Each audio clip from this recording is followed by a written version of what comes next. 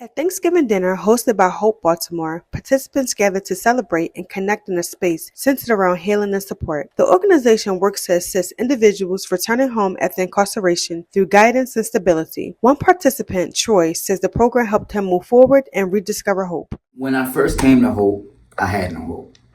I didn't see far as my finger. They kept on me to push and bring out what was in me that I didn't know I had. And with that being said, I'm able to do my best at this clinician thing that I've achieved. One thing that I really like to do is help people. And I had one of the biggest supports in me was my brother Twan and my brother Nigel. While programs like Hope Baltimore focus on emotional and practical support, experts say education also impacts the long-term outcomes. Dr. Charles Adams, a criminologist at Bowie State University, shares how education affects recidivism.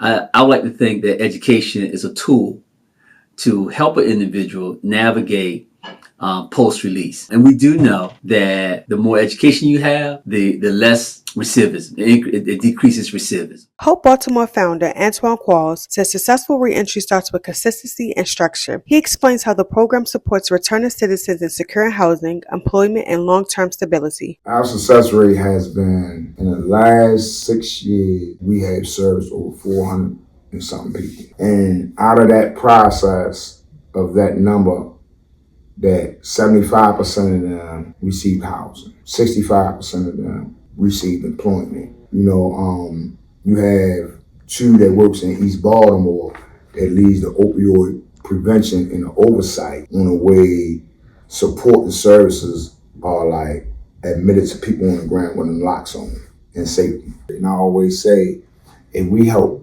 5 people a day, no one gets arrested.